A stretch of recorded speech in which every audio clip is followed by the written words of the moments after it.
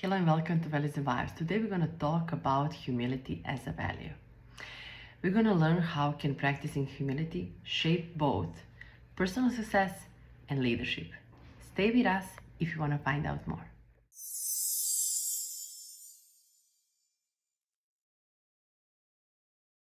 Okay, welcome to Values and Vibes. Today we are with my two favorite girls, Tia Lancaster and Louisa Bulow. We're going to talk about amazing value, humility. Can you tell us what is humility as a value? And can you tell us what is definition from Revalid 180? Yeah, so the Revaluate 180 definition is to behave modestly and without arrogance, allowing my achievements and actions to speak for themselves. Love humility. My favorite, and since Louise is a country fan, two of my favorite values are in one of my favorite country songs. Is it always stay humble and kind? Yeah. So I think that if you can do anything in this life is to walk forward, treat everyone with kindness, but especially have humility, because as you become more successful, or as you have certain achievements, and yes, you can be proud, and you can share that joy with others that love you and whatnot. But humility is, I think, the key to truly living a successful life, true success, where where you walk your talk. I mean, walking your talk, but you're not necessarily bragging. You're just, you have a sense of self-confidence and a sense of ease, and you just, I don't know, you're humble. It's a great word.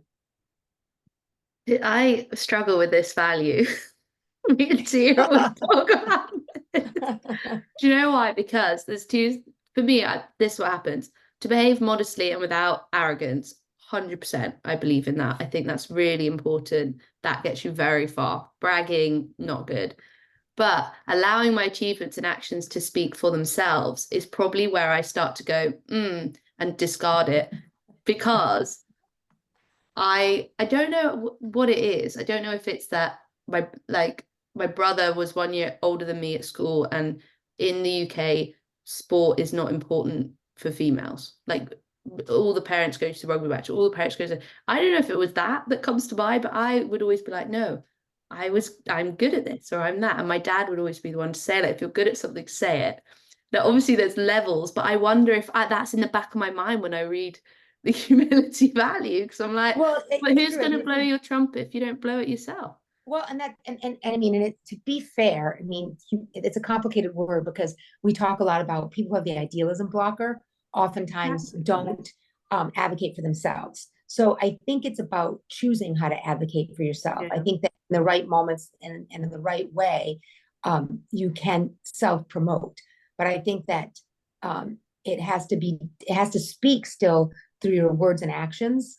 And then I think that you have to do some subtle reminding in the workplace, or somehow adjust some of your own behaviors. So maybe it's not so in your face that you're kind of, hey, look what I did, but that it's a little more pronounced. You know what I mean? So people notice. So I think that's especially difficult, because I think you have to portray confidence. But I think that the best advice, and one of the best lines that I feel like early on when I was writing reports for leaders, is people struggled with like tag, and you know what I mean, it's sometimes a little bit of maybe being too open, or a little too much in personal empowerment. I think that the advice I would give to them is that you need to have a form of humble self-confidence. So I think that is kind of resonating with what you just said. Of course, you're not going to walk around being bragging, but how do I find that right level of exuding self-confidence where I'm still being humble? So I think that that's the key to an amazing leader, is a sense of humble self-confidence. I agree. What about you, Milena? What are you thinking over there? I think also that I'm struggling with humility, because I don't know, I love to talk about myself.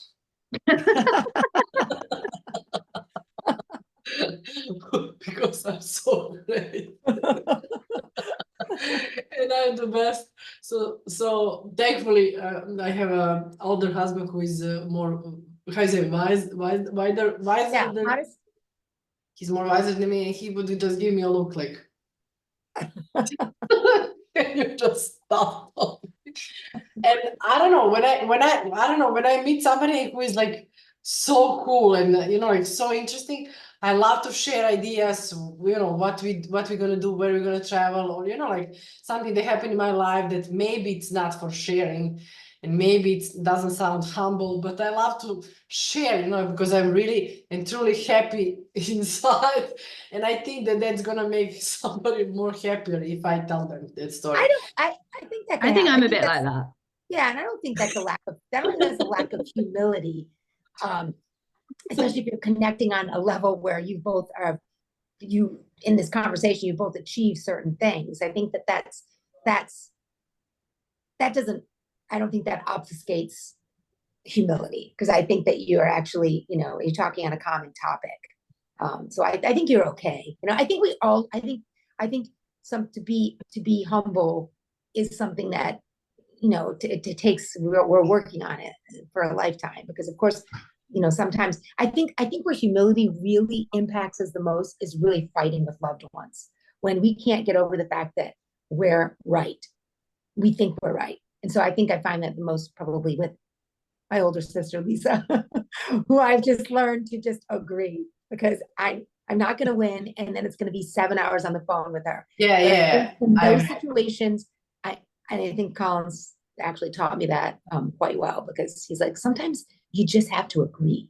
Maybe it's not really what you believe, but sometimes just to diffuse a situation, or find something that you do agree with, and then ask questions versus being arrogant and like, saying things. I can still remember certain statements that I've made to my sister over the years, and I have one in particular, and it makes me, I'm not proud of it. It makes me feel bad, but it's one in particular one. I remember we were like, I don't know, Colin and I had like moved again. We had moved back to Milwaukee, which is not a big city, and maybe now we were moving to Chicago at this point. I don't remember, but because we had so many moves. And she said something about like the cute little city that she lives in, which is Grand Rapids. And I made some kind of comment about, that's not a city. And she loves her home and she loves her place. And that was arrogant. That wasn't humble. And that sticks in my mind. I don't know. I wonder if things stick in her mind that she has said to me over the years. Probably not. But I'll have to ask her. But I think it bothers me. So I think I need to like apologize for it. Be fair. No, but also, sorry to interrupt, but I'm also people pleaser. I'm also really good with strangers. When I see some people who are also pregnant like me, or who are like with this, like older people, I'm like, no, you can go first in the line, even if I'm on, even if you might, like I'm humble with everything. The moment when I need to speak, everything is annoying. I don't think so. I don't think that's humility. I think that you're very self-deprecating when you tell stories, and I think that that's just part of your entertainment for others. So I think that you have that bravado. Kind of like, you know what I mean? I'm just like I'm mulling over what humility is really. Mm-hmm. And I guess it's the crux of it in my mind, and having then looked it up a little bit before we got on, is about not having self-importance and not thinking you're better than other people. Yeah. That I don't do. But when I read our definition, what comes to my mind is, but I do want to say, like, I've been there too, or I've done that too, or whatever. And that maybe that's something to monitor so it doesn't come across that way. And I think that's the key thing, how it comes across to other people rather than what you're thinking. I also, and I do really think that in everyday life, the practice of humility that I work on or try to work on is really more with the people I work with. So I'm seeing them all the time, and my family, because I do think that there can be a know-it-all aspect of maybe even like having the forest blocker for myself. You have to listen. And I think being humble is saying, hey, this is not my expertise. I need to listen and I need to learn. And I think that for a young person, that's probably one of the most important skills you can teach them, is you don't have to know everything. And it's like that person in the class that raises their hand all the time and has something to say, but they really aren't saying anything, or they're repeating what the person said that just spoke, just because Oh, that I they're hate. like, I hate yes. that.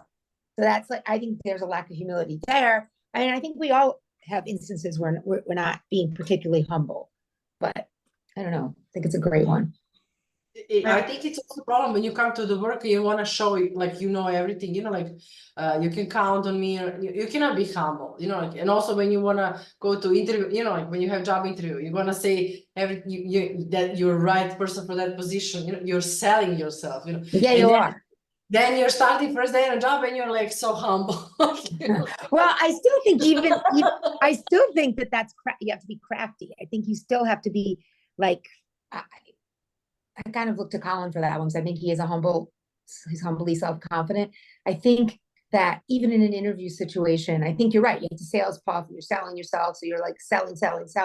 But in a way to be humble, well, at least when I told my nephews or my daughters, is when you go into an interview, sure, share all that's great about you, but turn the conversation around and ask the interviewer, find something that you connect with, look around their office really quickly, or something they say in a phrase, and then kind of turn the interview around and start to ask them some questions. And I think that then there's talking about themselves. So I think that's kind of a crafty way to show your humility in a situation, but you're also making them feel good about themselves. So it's also kind of trickery. However, I think that you're not necessarily tricking them, because you're trying to just engage them in a really nice conversation as well, and also get them off the fact that you don't know Excel or something. Do you know any just ask them if you do it. Do you know any nice way to tell somebody, you know, you should be more humble? Like, is it anybody in position to tell somebody, you know, Louisa, Tia, you should behave more humble, you know, you should I change. had to tell a guy, like a finance guy, that like was like basically our first and only client when we went way back when, in the early days of Evaluate 180. And he didn't choose like 2 or 3 blockers, but in his interview, because you can do that post-session interview, he did what we would call the long report in those days. In his interview, he kept going back to the same point, and it was more in his personal life. He kept speaking about his wife, and how now that they have their children, how she's changed, and she's kind of, for lack of a better word, he didn't use this word because he's not American, but a drag. You know what I mean? Not as much fun, and she's doesn't want him to go on his boys' weekends or go out to the pubs. And, you know, just kind of, it was all, you know, blame. She's ruining our lives now because we have these 3 small children. So does he have a tag blocker? Yeah, he didn't choose it, but I gave it to him. And there was another blocker. And then when we actually had the debrief, because I feel like he really lacked some humble self-confidence, I said, you know, I'm wondering if I can ask you a couple questions about your personal life, and you don't have to share it. And he's like, sure. I said, you know, did your wife, does she have a career? And he's like, oh, yeah. You know, she was an architect and she was quite successful. And I said, is she, you know, able to, you know, be involved with her career now? He's like, well, no, it's really too busy, and this is what she needs to be doing. I said, have you ever stayed home full time with 3 small children? I said, and he's like, well, you know, like here and there. I said, full time? And he said, no. And I said, what about, like, your life's changed now. What about, instead of considering her a drag, that she becomes part of your guys' nights out or whatever, and it's a guys and girls' nights out, and you bring her along more. I said, because you don't bring her along and then you just are pointing fingers. Right there, that's not very good, humble self-confidence. So I kind of did tell him, like, and I think he walked away like, wow, was this marriage counseling or was this values training? So I don't know. That's a good example. I don't know. What about you, Louisa? I wonder I think arrogance is really where there's a lack of humility. Like, that's how it comes out. It's like, it's pride, it's arrogance. And if you have someone like that, they're probably also someone who can take it to a certain extent. I mean, the Maverick blocker supports it, and I think there's a confidence that comes with that, because you're just so confident in your opinions and your thoughts that you can probably pull them aside and say, like, what did you mean by that comment? Because it comes across as arrogant. I probably just flat out say it, because I think they're the confident people that most of the time can take it. And I remember when I did personality feedbacks, the people who had those really strong, bold personality characteristics, like Maverick Blocker would also probably have, were the ones I could go in harder straight away and tell them, this is what you're like, and this is how it comes across. What isn't humility and regulation?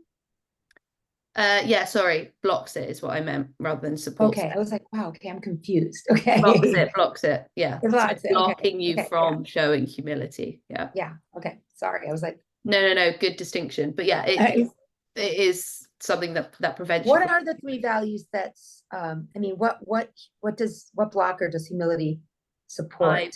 Hive. That would make sense. That would make sense. Can you guys explain 5? Hive is like going along with the crowd, like the Hive bees. mentality, yeah. You go with but it's the attitudes and the beliefs of what other people think. You're like, oh well, then I think that too. So it's you conform to the attitudes of, which makes a society. sense. That would be a sense of humility, that you don't really want to stand up and walk away from the crowd. And you think you're doing what's best for the wider kind of, or the framework that you live in, since it's in regulation. I'm also struggling with that blocker because I'm opposite. I'm always liable to say something opposite just to see reaction of people, because I don't like when we're like sheeps just following each other. No, you definitely don't. But you chose Maverick. You did choose Maverick, so that's that blocker coming out.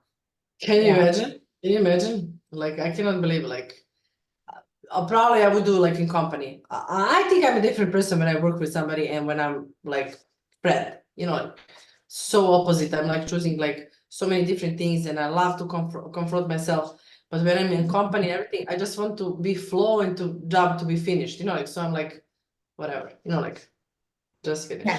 You want to take things to completion quickly. Yeah. I don't know why, but I think also when I was speaking with my friend who is not humble at all, everybody thinks that they're humble. Why people think everybody think they're honest. They all, you know, a lot of them think that they have any values and they're not using it at all, or they're, you know, they misuse them.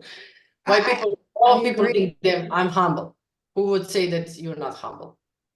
Everyone, like, we're not. As humans, every time we have some kind of interaction, like I said, especially when you believe you're right and you're arguing a point, that there's no humility involved in there unless you step back and you do start to ask questions and not feel like you have to win the argument or win whatever it is. I mean, and you're right, you need to have a certain self-confidence, especially like you're in sales, right? Or you got to do it. Like, there's a lot of sales puffing, and there's like, you know, and I remember writing Michael's report, you know, a good friend of ours, and, you know, he was amazing because he was kind of like my guinea pig for when I was really rewriting the whole long report. And everything about Michael, which you guys both know, he's gregarious and engaging, and you could see why he could be an amazing salesperson. You know, he's an engineer, so he has the smarts behind it. But I imagine, like, in the workplace, when your sales type is, you probably tend to have tag. I don't remember if he had that, and you tend to like kind of cover up maybe some of the negatives. You know what I mean? So you really, I do think in certain situations, jobs, humility becomes more difficult to like, you know what I mean? To try, you know, it's harder to activate. You know what I mean? What would be a good position for somebody in company if he's humble or he's prioritizing humility as a value in his last 8 values? What would be good position?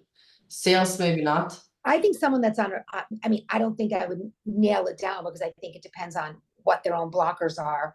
I think that generally speaking, maybe a humble person tends to be a little more quiet, and literally might be the person that's overlooked by someone who has the halo, someone who has halo blocker and loves Sam in the office because Sam brings donuts.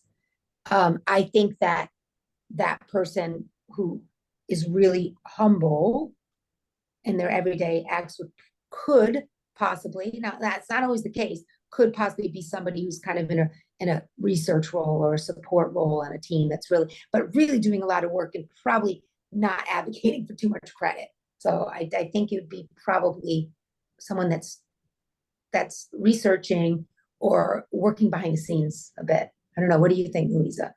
Yeah, I totally agree. But then there's also like, I wonder if there's I don't know, nurses, kind of people who don't think they're better than anyone else. Like that person doesn't need better treatment than them, or that kind of thing. Oh yeah, you're right. That's a good point, because a nurse is also, I think when nurses do a lot of disgusting stuff of like having to clean up people's bodily this and like, and I think you have to have, I agree with you. I think in order to, you have to be very empathetic, and also a way of saying this is, we're all human. This could be me, this could be anyone else. And then you have humility to be able to, I think you're right. I think the best Yeah. nurses have It's the treating humility. people the same. That's why it's in regulation, not global vision, because it's about a social framework, right? So anything that would require maybe even working in a school or working with A children. teacher, maybe a teacher.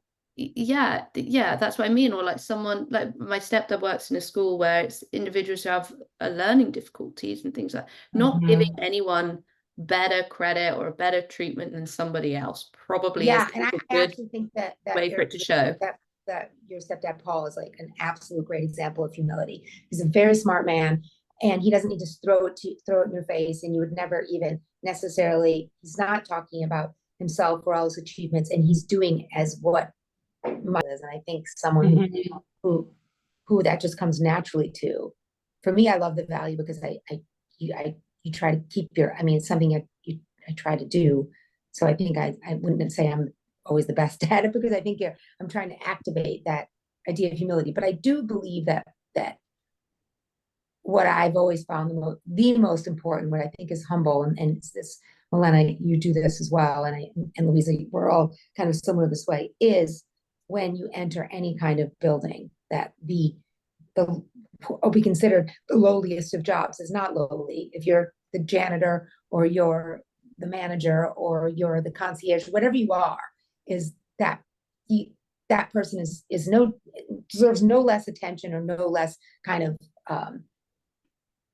adoration almost, because they're taking pride. I mean, in our course, I remember Utah giving us a story, and it was a leadership and development class, and just this German professor who's got this kind of very strong personality. And I think we were reading some research, or talking, it might have been a Harvard Business Review article, but it was a janitor at like a rocket that makes some of the biggest rocket ships at NASA. Right? It was a janitor at NASA. Yeah, and I think that the janitor, someone like that evening, he was cleaning after hours, and somebody asked him what he did, and he said, "Well, I build rocket ships. I put people on the moon." That was I put people on the moon, or something like that. And he was the janitor, but he's like, he was doing his share. You know what I mean? He was doing his share. And I think that's such an important story. I loved that story. Yeah, I loved it. He's cleaning up after these executives, and he's making their workspace beautiful the next day when they come in, so it looks like it wasn't any different. Probably something like that is arranging their desks if things are a bit messy, but not taking, not doing anything that would affect their work day. I think, yeah, that is humility, at its finest. He's not wasn't trying to brag and say to somebody, I run the janitor. I mean, here he is. He's in the janitorial services, or I'm not sure what you guys call it in the UK. So I guess that's humility. Yeah. But I also love when people are like, whatever job, the position they decide to do, but I love when people love what they're doing, like they're behaving, they're appreciative, and they're like, this is my job and I'm going to finish it. It's going to be the best thing that I did, and nobody after me. Even if you remember that story, a famous CEO, I'm gonna remember who was the guy, and he told that he was one day in the bathroom of the airport, and there was a guy like really good looking, like with a tie and everything, and he was washing hands, and then he cleaned the rest of the, like where he was sink and everything was spotless. He was like, why are you doing that? There's a cleaning lady, she's gonna do it. And he said, but you need to make it better than you when you come, so after you, it's gonna be much better world before, it's like a small part that you're doing daily. I agree. Oh my God, I always do that on a plane too. Like I like pick, because there's always stuff on in the toilet. Always, and I'm always like taking paper and like kind of semi cleaning, except on Emirates. I think they must walk in there every second. They're going every second. Yeah. But I agree. That's a. But when you see garbage somewhere, like it's you're humble because you're helping to have like a better environment. It's not so hard, and you always have that nice feeling in you. I think humility is waking up that nice feeling that you got, like the moment when you do that. I agree.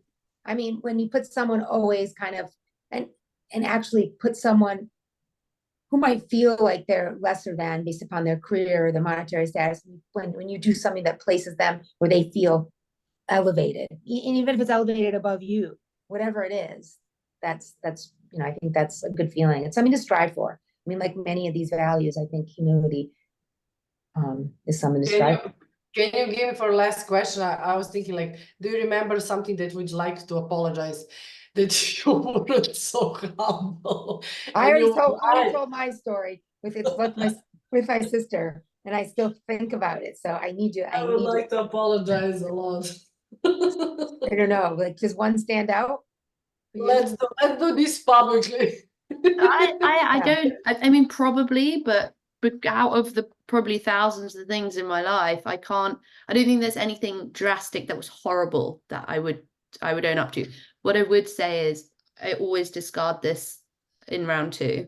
It's not a blocked value of mine. I don't have Maverick, but I know that I probably could show more humility in my interactions with others, where I am stubborn and I do get stuck on what I think and I won't let it go. And maybe that at times does come across as, it is a competitive side of me that does perhaps then come across as looking like you think you're better than the other person, or looking like there's that arrogance in there. But also, what's good makes you bad. So that's and I'm really not an arrogant person, but what I should probably be aware of is what that looks like and when those scenarios arise. But likelihood is, I mean, I think with everyone, your siblings bring out the worst of you. So it's definitely a lack of humility I show with both of my siblings.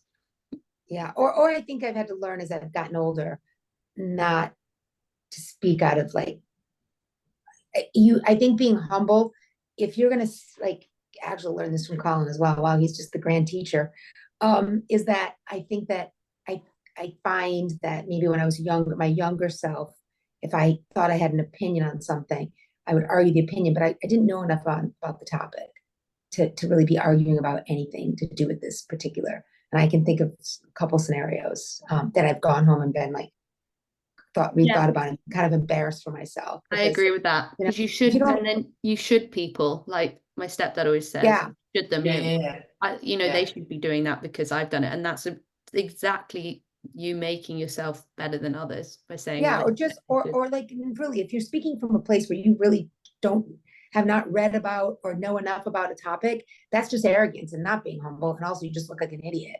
So and you're like aggressive, like been there, so a huge apology to everybody, because I don't know what was in me, probably something bad. I'm really trying to be really good person, to understand, to be more quiet, because there is one mouth, 2 ears, I should listen more. Well, if I want to say something, I should convert that to question. And that is, I apologize, everybody. Sorry. Well, I mean, I think you bring a lot of joy and laughter, so you're also comedic. So I think it's just it's a honing that we all have to work on. I honestly think though we're quite similar, Milena. I don't know if it's like a European thing. My dad, he will say if he's good at something, he thinks he's good at something, and I've learned that. So I'm like, oh, so an example that comes to mind, because I remember when I discarded it the first time I showed Tia, she's like, oh, you got rid of humility pretty early on. And I was like, damn. So I started thinking about it. And like, for example, I would always say to Rich, like, I think I'd be quite good at ice hockey. And he's like, how can you say that? You've never played. And I'm like, well, I'm good at field hockey and I can kind of ice skate. So really, if you put 2 and 2 together, in my mind, I'd probably be quite good at it. And that's probably where it comes across as arrogant, when really I'm being like, well, if I can play hockey, logical. I mean, I'm good at that. I mean, one would think I should go like a puzzle. I think sometimes, like now that we talk about this, when when I've been feeling like maybe in some of those years when I was home with my kids and I wasn't using my brain or activating my brain in the same way, and I would be around women in the workplace, I feel like I found myself to be competitive and would come home with Colin and engage him in fights about, can't believe this woman has this job. Like, I'm so much more qualified. She's an idiot. I can do it better. I mean, you know what I mean? So I think that part of it comes from a place of kind of your own sense of insecurity. I mean, what do you mean she has that job? She sucks at that. It's like, how do you know? You don't see what she does.